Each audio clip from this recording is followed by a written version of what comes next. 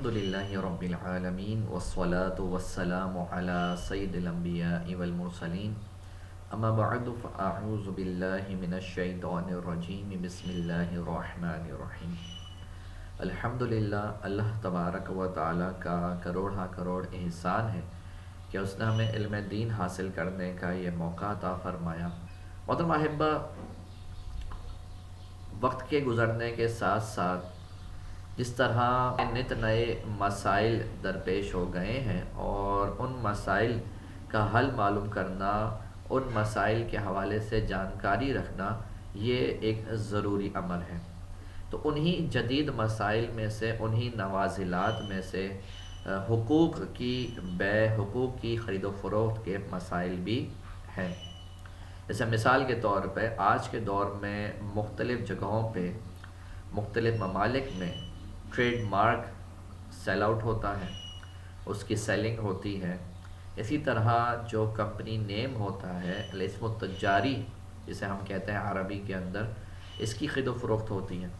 اسی طرح فرینچائز وغیرہ کے خریدنے اور بیچنے کے معاملات ہوتے ہیں۔ تو اب سوال یہاں پہ یہ قائم ہوتا ہے کہ فقہ اسلامی اس بارے میں کیا کہتی ہے۔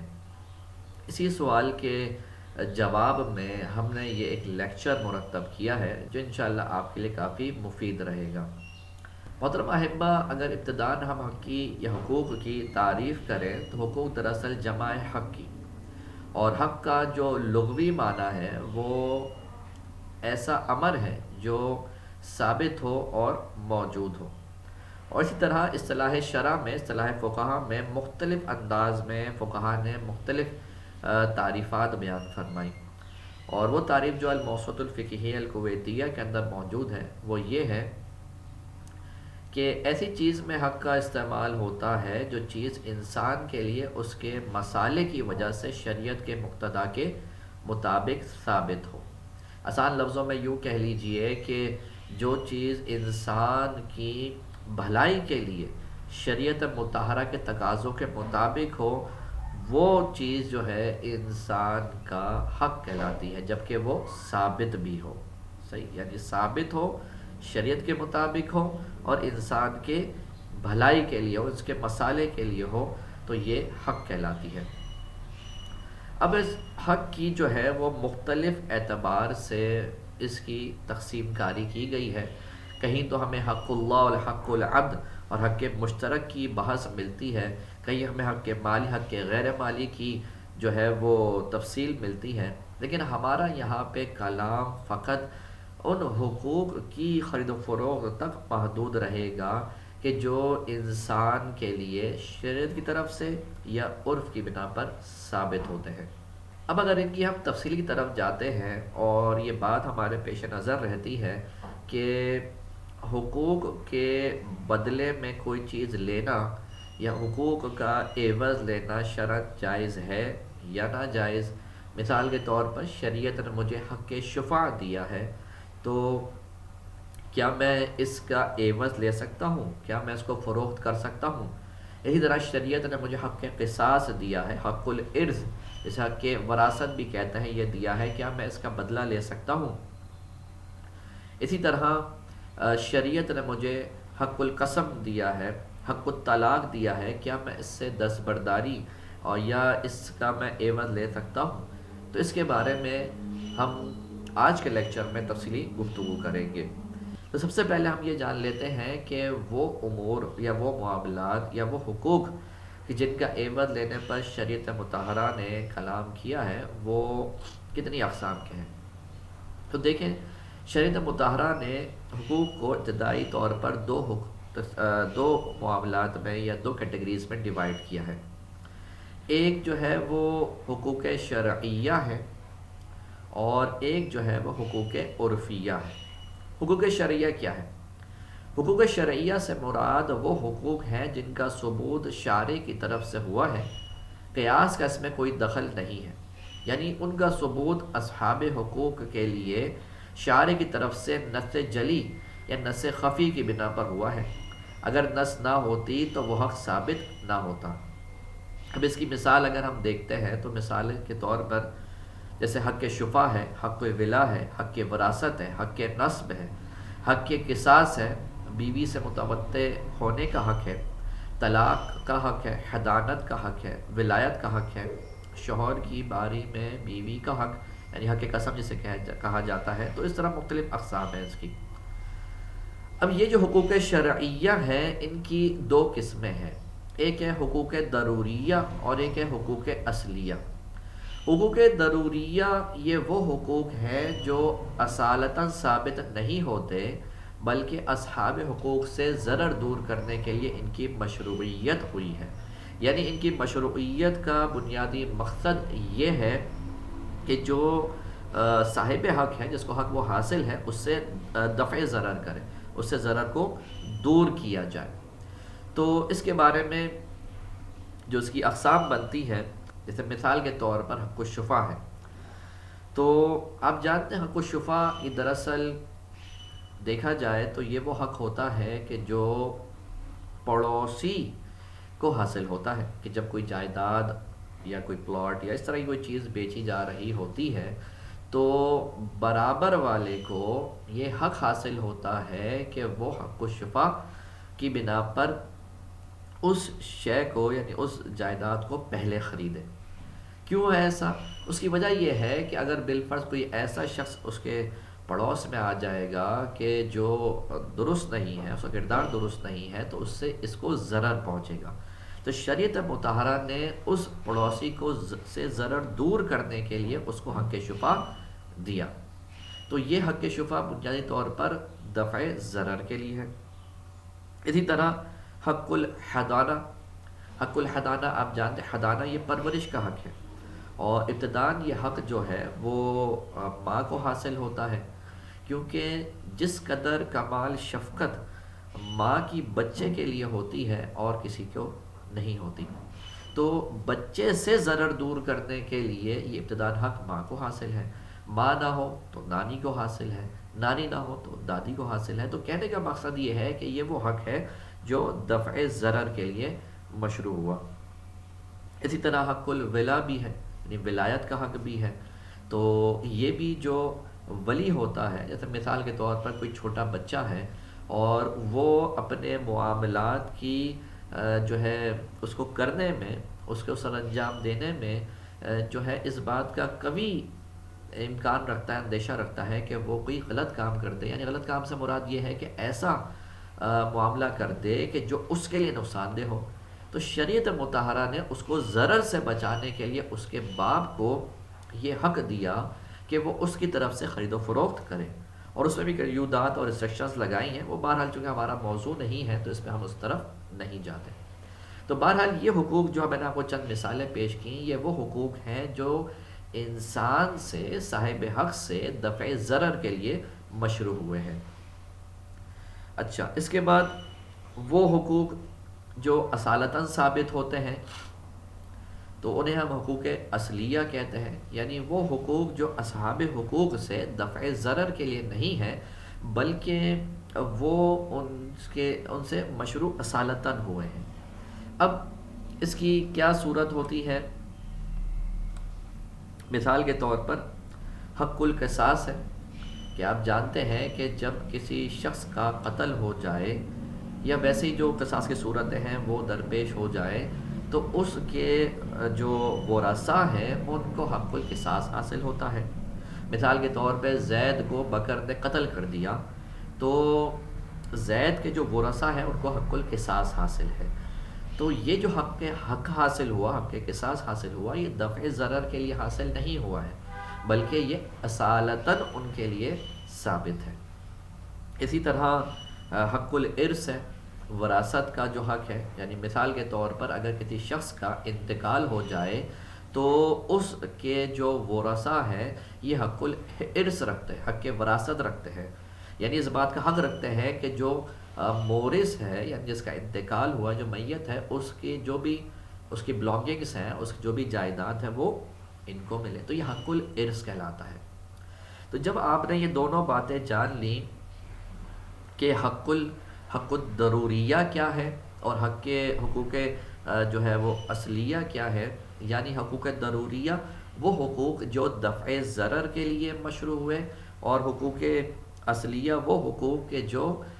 دفع ضرر کے لیے نہیں ہوئے بلکہ اصالتاً ثابت ہیں، تو اب ان کے بارے میں ہم احکام جان لیتے ہیں۔ کیا ان کا عوض لینا، اعتیاد عن الحقوق، ان کے حوالے سے جائز ہوگا یا ناجائز؟ تو دیکھیں، وہ حقوق کہ جو دفع ضرر کے لیے مشروع ہوئے ہیں، مثال کے طور پر جیسے ہم نے چند مثالیں دیں، جیسے حق الشفا ہے، حق الحدانہ، حق الولا ہے، تو یاد رکھیے کہ ان کا عوض لینا کسی بھی صورت میں جائز نہیں، یعنی بے کے طور پہ بھی جائز نہیں ہے۔ مثال کے طور پر کسی کو حق الشفا حاصل ہے، وہ کسی دوسرے کو جس کو حق الشفا حاصل نہ ہو اس کو فروخت کر دے تو یہ جائز نہیں ہے۔ اتنا حق الحدانہ ہے، یعنی پرورش کا جو حق ہے، یہ کسی دوسرے کو وہ فروخت کر دے یہ جائز نہیں۔ حق الولا کی بھی بات یہی ہے کہ کسی اور کو اس کو فروخت کرنا یہ جائز نہیں ہے۔ تو یہ تو معاملات ہو گئے کس کے؟ حق الشفا کی اور حق ضروریہ کی بے کے۔ اس کے علاوہ ان سے سٹیپ بیک کرنا، یعنی صلح کے طور پہ یا دستبردار ہو جانا، تو اس کے بارے میں بھی یہ بات بیان فرمائی جا رہی ہے کہ تنازل بالمال جائز نہیں ہے، یعنی کچھ پیسے لے کر اس حق سے دستبردار ہو جانا یہ جائز نہیں ہوتا، جسے ہم ہمارے ہاں صلح بھی کہہ سکتے ہیں اور دستبردار پیسے لے کے بھی ہوتا ہے، یہ جائز نہیں ہوتا۔ اب اس کے بعد جو حقوق اصلیہ ہے ان کے بارے میں کیا حکم شریعت ہے؟ تو دیکھیں، حقوق جو اصلیہ ہے جنہیں ہم وہ حقوق کہتے ہیں جو دفع ضرر کے لیے مشروع نہیں ہوئے، ان کے بارے میں حکم یہ ہے کہ بے کے طریقے پر ان کا عوض لینا جائز نہیں ہے، البتہ صلح اور دستبرداری جسے ہم تنازع بالمال بھی کہہ سکتے ہیں کہ ذریعے ان حقوق کا معاوضہ لینا جائز ہے۔ مثال کے طور پہ جیسے کسی شخص کو حق القصاص حاصل ہے، تو اب وہ یہ حق کسی تھرڈ پارٹی کو فروخت کر دے کہ بھئی تم میرے بدلے میں یا میری جگہ جو ہے تم قصاص لے لینا اور اس کے بدلے میں تم مجھے پیسے دے دو، تو یہ جائز نہیں ہوگا۔ یہ حق القصاص جو ہے یہ جائز نہیں ہوتا، اس کی بے جائز نہیں ہوتی۔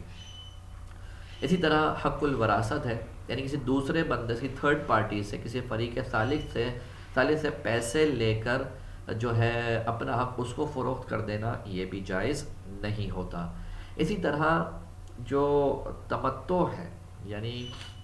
مرد کا اپنی بیوی سے تمتع کرنے کا حق جو ہے، یہ بھی فروخت کرنے کی اس کو اجازت نہیں ہوتی، یہ آپ سمجھ رہے ہوں گے۔ لیکن یہاں پر یہ بات ذہن میں رہے کہ تنازل بالمال یہ جائز ہوتی ہے، یعنی پیسے لے کر اپنے حق سے دستبردار ہو جانا، اس طرح کہ کسی دوسرے کے لیے وہ حق ثابت نہ ہو، اسے ہم تنازل بالمال کہتے ہیں، یہ جائز ہے۔ مثال کے طور پہ کسی کو اگر حق القصاص حاصل ہے اور وہ جو مقتول قاتل ہے اس سے یا اس کے کسی جاننے والے سے پیسے لے کے اپنے اس حق سے دستبردار ہو جاتا ہے، تنازل کر جاتا ہے، تو یہ جائز ہے، اس میں کوئی حرج نہیں۔ اسی طرح حق ارث ہے کہ اگر کوئی شخص جو ہے وہ کچھ پیسے لے کے اپنے حق سے دستبردار ہو جاتا ہے تو یہ بھی جائز ہے۔ مثال کے طور پر تخارج کا مسئلہ ہے کہ وہ جو وراثت ہے اس سے کچھ لے کے اپنے حق سے دستبردار ہو گیا، تو یہ بھی جائز ہے۔ اسی طرح اگر ہم طلاق والے معاملے کی گفتگو کریں تو اس میں خلا کا جو کانسیپٹ ہے وہ تنازل بالمال ہی ہے کہ مرد بیسیکلی کچھ پیسے لے کے یا جو اس کے اوپر دین تھا، مثال کے طور پہ خلا جو ہے اس طور پہ دیا کہ حق کے مہر جو ہے وہ اس کے ضمن سے یا اس کے اوپر سے اس کے ذمے سے یا اس کے اوپر سے عورت نے معاف کر دیا اور اس کے بدلے میں وہ عورت کو طلاق دے دے، جسے ہم خلا کہتے ہیں، یا پھر کچھ اور چیز، کوئی اور مال اس نے تقاضا کیا کہ بھئی فلاں مال مجھے دے دو، اس کے بدلے میں جو ہے میں تمہیں طلاق دے دیتا ہوں، خلا دے دیتا ہوں، تو یہ کیا ہے؟ یہ بھی تنازل بالمال ہے، اور تنازل بالمال جو ہے بالکل جائز ہے، اس میں کوئی مسئلہ نہیں ہے۔ تو اب یہاں پر جو ہم نے گفتگو کی وہ حقوق ضروریہ اور حقوق اصلیہ کے حوالے سے کی ہے۔ اچھا، یہاں ضمناً ایک بات میں عرض کرتا چلوں کہ حقوق ضروریہ کے بارے میں یہ سوال پیدا ہو سکتا ہے کہ بھائی وہاں پر آپ نے جو ہے تنازل بالمال کو جائز قرار نہیں دیا، اس کی کیا وجہ ہے؟ تو دیکھیں، اس کی وجہ ایک فقہا نے بیان فرمائی ہے، وہ یہ کہ یہ وہ حقوق ہیں جو دفع ضرر کے لیے مشروع ہوئے ہیں، یعنی ان کی مشروعیت کی جو بنیاد ہے وہ انسان سے دفع ضرر کے لیے ہے۔ چنانچہ اگر وہ اس سے تنازل کر رہا ہے، تنازل بالمال کر رہا ہے، یہ بے کر رہا ہے، تو اٹ مینز کہ اس کو اصلاً ضرر نہیں ہو رہا تھا۔ تو جب ضرر نہیں ہو رہا تھا تو جو چیز مشروع ہی ضرر کی بنا پر ہوئی تھی وہ علت ہی مفقود ہوئی، تو معلول نہیں پایا گیا۔ تو اس لیے یہ فرمایا گیا کہ جو حقوق ضروریہ ہے ان سے ان کی بے کرنا اور ان کا عوض لینا کسی بھی طور پہ، چاہے دستبرداری کی صورت میں ہو، یہ جائز نہیں ہے۔ تو یہ تو ہمارے وہ حقوق ہو گئے کہ جو حقوق شرعیہ ہیں، اور اس کے بارے میں تفصیلاً گفتگو بھی کی۔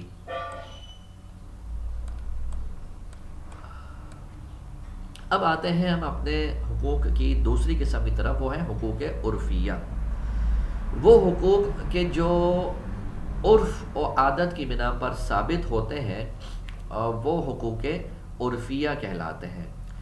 یہ حقوق اس اعتبار سے تو شرعی ہوتے ہیں کہ شریعت اسلامیہ نے عرف و تعامل کی بنا پر انہیں تسلیم کیا ہے، لیکن ان کا جو ماخذ ہے، جو ان کا سورس ہے، جو ان کا مصدر ہے، وہ بیسیکلی عرف ہے، نہ کہ شریعت۔ اب اس کی چند صورتیں ہیں، چند مثالیں ہیں، وہ عرض کرتے ہیں۔ جیسے مثال کے طور پہ حق کے مرور ہے، حق کے شرب ہے، حق کے تحصیل وغیرہ ہے، تو یہ تمام جو ہے یہ حقوق عرفیہ میں شمار کیے جاتے ہیں۔ اب ان کو ذرا ہم ایک ایک کر کے ذرا ان کے بارے میں ہم تفصیلاً کلام کریں گے۔ جیسے مثال کے طور پہ پہلی صورت جو اس کی آتی ہے وہ آتی ہے اشیاء سے انتفاع کا حکم۔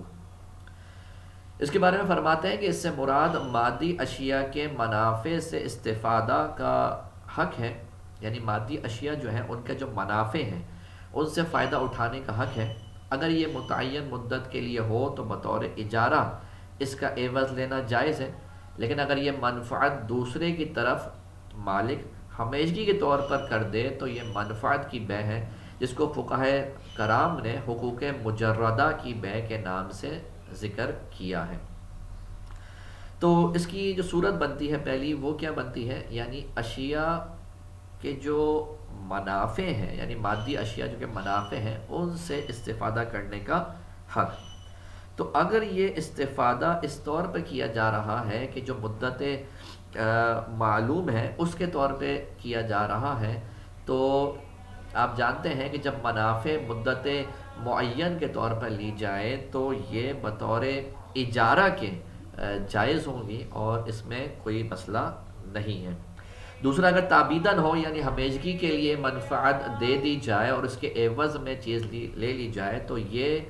بطور اجارہ تو درست نہیں ہوگی، کیونکہ اجارہ میں تعبید کرنے سے یعنی ہمیشگی کی قید لگانے سے یہ اجارہ فاسد ہو جاتا ہے۔ ہاں، تو بطور بے کے ان کو کرنا درست ہوتا ہے۔ اب اس کی بھی بنیاد جو ہے وہ عرف رکھی گئی ہے۔ مثال کے طور پہ حق کے مرور، یعنی گزرنے کا حق، کسی کی ملکیت سے،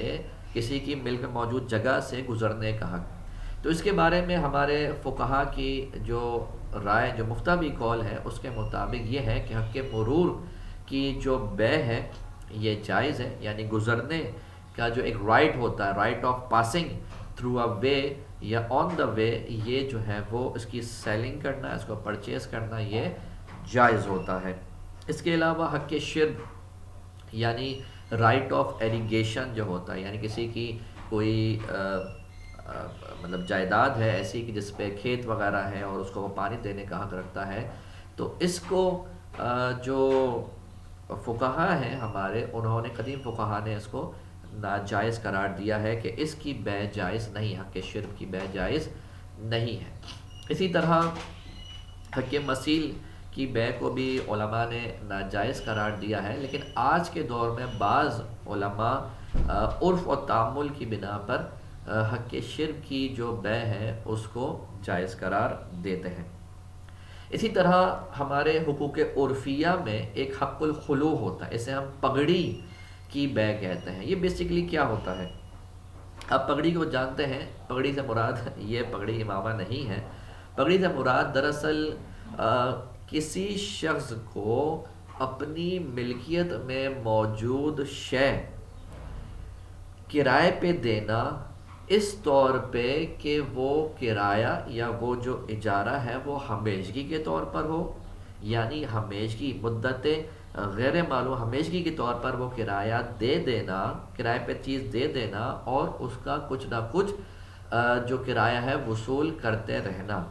ساتھ میں جو یہ قبضہ دے رہا ہے اس قبضے کو بیچنا۔ تو اس کو فقہائے کرام نے مختلف وجوہات کی بنا پر ناجائز قرار دیا ہے۔ پہلی وجہ یہ ہے کہ قبضے کی بے، قبضہ کوئی ایسی شے نہیں ہے کہ جس کی بے کی جائے، نہ وہ آیان میں ہے، نہ کوئی ایسا حق ہے جو آیان سے متعلق ہے، کسی مادی شے سے متعلق ہے، تو لہٰذا قبضے کی جو بے ہے یہ جائز نہیں۔ ایک وجہ تو یہ ہے۔ دوسری وجہ یہ ہے کہ اس میں جو اجارہ ہو رہا ہے، چونکہ یہ اصل میں جو عقد ہے، ظاہر سی بات ہے، یاد رکھیے محترم احبہ کہ جو بھی ہم عقد کرتے ہیں شرعاً اس کی کوئی نہ کوئی حیثیت ہوتی ہے، یا تو وہ عقد بیع ہوتا ہے، یا تو وہ عقد اجارہ ہوتا ہے، یا تو وہ عقد عاریت ہوتا ہے، یا تو وہ عقد امانت ہوتا ہے، یا تو وہ عقد اجارہ ہوتا ہے، تو کوئی نہ کوئی اس کی شرعی حیثیت ہوتی ہے۔ فقہائے کرام نے جو پگڑی کی شرعی حیثیت متعین کی ہے وہ ہے عقد اجارہ کی، اور جیسا کہ ابھی ہم نے سماعت کیا کہ عقد اجارہ کو اگر تعبیداً کیا جائے، یعنی اس طرح کی کوئی چیز جو انسان کی ملکیت میں ہو وہ اجارے پر ہمیشگی کے لیے دے دے کہ بھئی یہ جو میری گاڑی ہے یا جو میرا گھر ہے یہ میں نے آپ کو ہمیشہ کے لیے کرائے پہ دے دیا، تو یاد رکھیے اس طرح اجارہ جو ہے وہ فاسد ہو جاتا ہے۔ اب چونکہ پگڑی میں ہوتا یہی ہے کہ جو مالک مکان ہے یہ واپس اس سے تقاضا نہیں کر سکتا کہ مجھے واپس کرو، الا یہ کہ وہ اس کو قبضہ لے کر قبضے فروخت کر کے اس کو واپس کرے۔ تو اس لیے فقہائے کرام نے اس بنیاد پہ بھی کہ یہ اجارہ تعبیداً ہو رہا ہے اس کو ناجائز قرار دیا۔ لیکن جیسا کہ ظاہر سی بات ہے اس میں بہت زیادہ لوگ مبتلا ہیں اور ایک ابتلاء عام ہے، تو اس بنا پر ہمارے بعض فقہا جیسا کہ سید ملت حضرت علامہ غلام رسول سعیدی صاحب رحمہ اللہ نے یہ بات بیان فرمائی ہے کہ اگر اس کو اس طرح پگڑی کی خرید و فروخت جو ہے اس طرح کی جائے کہ اس میں کسی چیز کا اضافہ کر دیا جائے،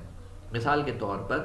کوئی دکان ہے یا کوئی گھر ہے اس میں کوئی ایسی چیز کا اضافہ کر دیا جائے جس کی واقعتاً کوئی مالیت ہو، اور پھر اس شے کو یا ان اشیاء کو فروخت کیا جائے، اس کے عوض میں پیسے لیے جائیں، تو اب اس کی کوئی اس کی صورت نکلتی ہے جواز کی، لیکن بہرحال اصلاً یہی ہے کہ یہ چیز درست نہیں ہے۔ تو محترم احبہ یہاں تک ہم نے وہ باتیں گفتگو میں اپنے زیر بحث لائے کہ یا وہ نکات زیر بحث لائے جو نارملی کتب فقہ کے اندر ہمارے موجود ہیں۔ آگے اب ہم گفتگو کرنے لگے ہیں الاسم التجاری یا علامت التجاریہ، یعنی کہ ٹریڈ مارک اور کمپنی نیم کی خرید و فروخت کے بارے میں۔ دیکھیں جیسے کہ پہلے ہم نے ذکر کیا کہ یہ بیسیکلی حقوق مجردہ ہے، یعنی بنیادی طور پر یہ آیان سے متعلق نہیں ہوتے، مادی اشیاء سے متعلق نہیں ہوتے، لیکن مسئلہ یہ ہے کہ عرف و عادت جو ویسے ہی ایک مستدل ہے، ایک دلیل بنتا ہے، تو اس عرف و عادت نے بعض صورتوں میں ان کی خرید و فروخت کی اجازت دی ہے، اور وہ کنڈیشنز کیا ہیں؟ وہ کنڈیشنز یہ ہیں کہ بالفرض اگر کوئی کمپنی نیم ہے، کوئی ٹریڈ مارک ہے، اور آپ جانتے ہیں کہ کمپنی نیم اور ٹریڈ مارک کی ایک بہت بڑی حیثیت ہوتی ہے، اور اسی کے ضمن میں ہم فرینچائز کو بھی لے لیتے ہیں کہ جیسے نارملی لوگ فرینچائز خریدتے ہیں کہ میکڈونلڈز جو ہے وہ بیسکلی یو ایس کی کمپنی ہے، یو ایس کا ایک فوڈ چین ہے، وہ یہاں پہ لوگ آ رہے ہیں، تو یہاں پہ آ کے جو لوگ اس میں کھانا بیچ رہے ہیں وہ کوئی امریکنز نہیں ہے، بیسکلی انہیں وہ فرینچائز خرید لی ہے۔ تو دونوں کا حکم کیا ہے؟ تو اس کے بارے میں عرض یہ ہے کہ دیکھیں جب کوئی چیز اس طرح کی ہو کہ اس کی طرف طبیعت کا لوگوں کی طبیعت کا میلان ہو اور لوگ اس کو جو ہے وہ پریزرو کر کے رکھ سکتے ہوں، اس کا احتکار ممکن ہو، تو شرعاً وہ چیز مال بن جاتی. یہی مال کی تعریف میں فقہائے احناف بیان فرماتے ہیں. اب معاملہ یہ ہے کہ سوال یہ ہوتا ہے کہ کیا یہ اسم التجاری جو ہے، کیا یہ کمپنی نیم یا ٹریڈ مارک مال ہے؟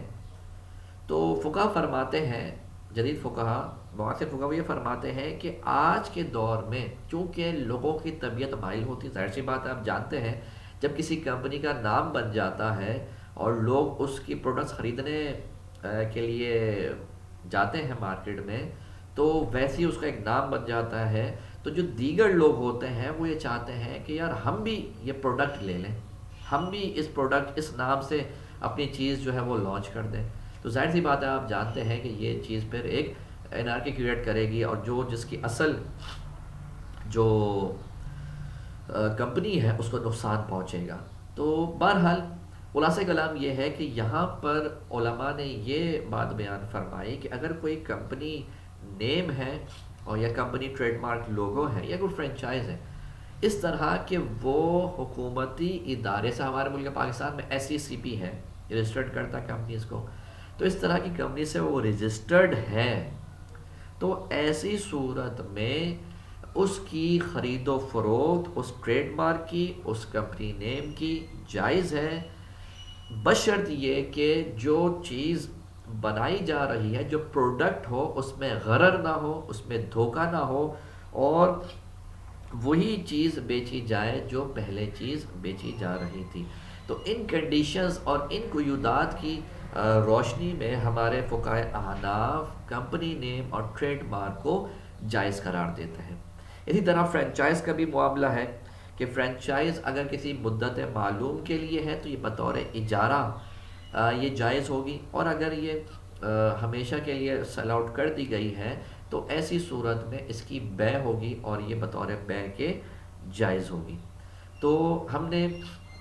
یہ بات بھی جان لی کہ ٹریڈ مارک اور لوگو اگر وہ رجسٹرڈ ہیں، کمپنی رجسٹرڈ ہیں، تو ان کی خرید و فروخت اگر ہو رہی ہے تو یہ جائز ہے. اگر فرینچائز ہے، وہ اگر اپنے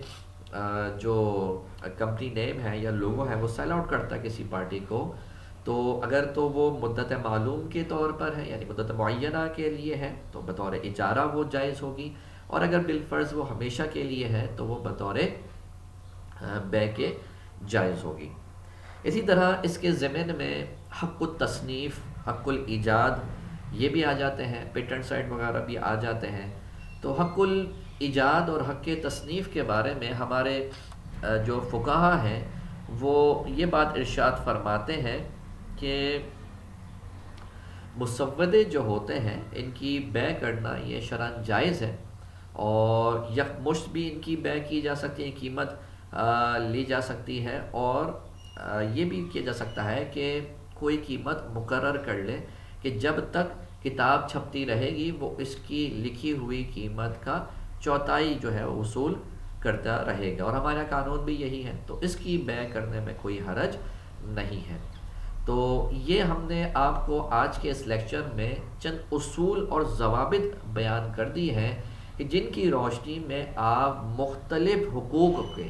چاہے وہ حقوق شرعیہ ہوں، چاہے وہ حقوق عرفیہ ہوں، چاہے وہ حقوق ضروریہ ہوں، چاہے وہ حقوق